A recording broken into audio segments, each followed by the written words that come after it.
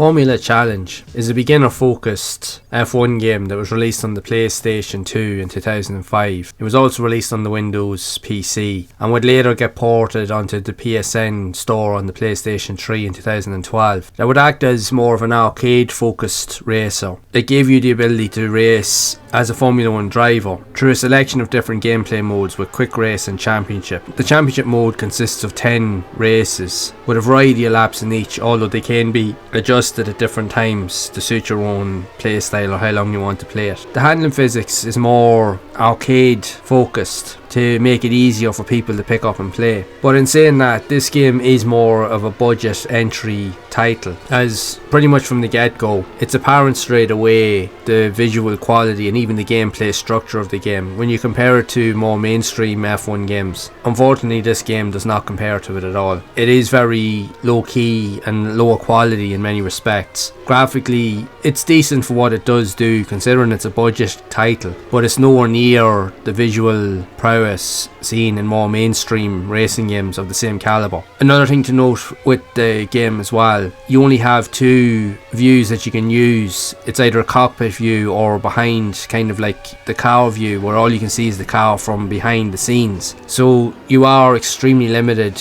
in your overall viewing perspective of how you can actually play and interact with the game. One of the biggest gripes, and it is reflective in the reviews, is this game did not get good reviews at all, is that when you're playing in races, now you can win races, but it's hard to do so because the AI of the opponents is so unbalanced that the game in many ways is not enjoyable and virtually unplayable in many regards, because they can catch up with you at any point. They can knock you around like you're just a piece of dirt on the track. It makes no end to them. Plus they're all over the place, like they crash into the wall, they're all over the track, they're never on the same line, or they never stick to a racing line. They go wherever they want, but yet they can catch up with you in a moment's notice, no matter how far on the track that you get at any one time, even if you do manage to build up a lead, which you can do. But the problem is within a couple of seconds they'll catch up with you and they'll nearly pass you just out of nowhere towards the finish line. If anything, the only game's saving grace is its handling system. If anything, yes, the handling is a little bit on the twitchy side, but it's definitely the game's most distinctive feature. If anything, the handling is very good compared to other games of its type. Funnily enough, this game, with regards to the handling physics, handles way better than some other Formula 1 games that I have played, which is kind of crazy when you think everything else is so low quality and just poorly designed. Like, the AI in this game is absolutely atrocious. It's one of the worst I've ever seen on the PlayStation 2 game, or any racing game for that matter. It's just all over the place. There's no balance with it at all. They can pick and choose whether they want to pass you or knock you off the track at any point, and it's like as if they're driving around the track blind, because they really are all over the place. It's unbelievable what you're actually seeing. When you look behind you when you're racing, they're just driving all over the place like it's absolute lunatics and maniacs. It's not even funny. Like, well, when I say it's funny, it is when you see it, but then at the same time you can't believe what you're seeing. You're just like, this does not make sense at all. So you're there trying to hold your line, and then they're all over the place, and then they just knock into you, completely throw you out of kilter, and then you have to spend most of the race trying to catch up, which you will do, but then only for them to do it all over again, and it will frustrate the hell out of you.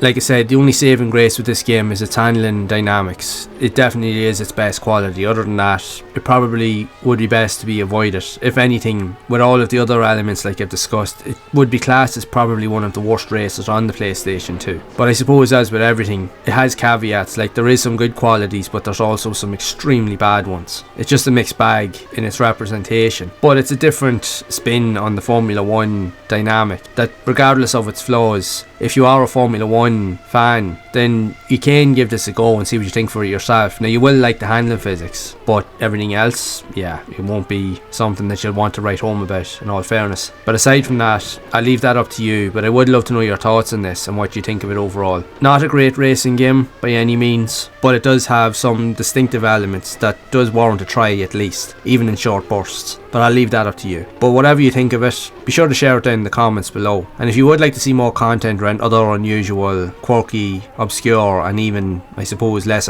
quality games like this that were also released on the PlayStation, then you can check out the playlist here on screen to see more of those games in action that I have already covered on the channel. And I will see you all in the next one.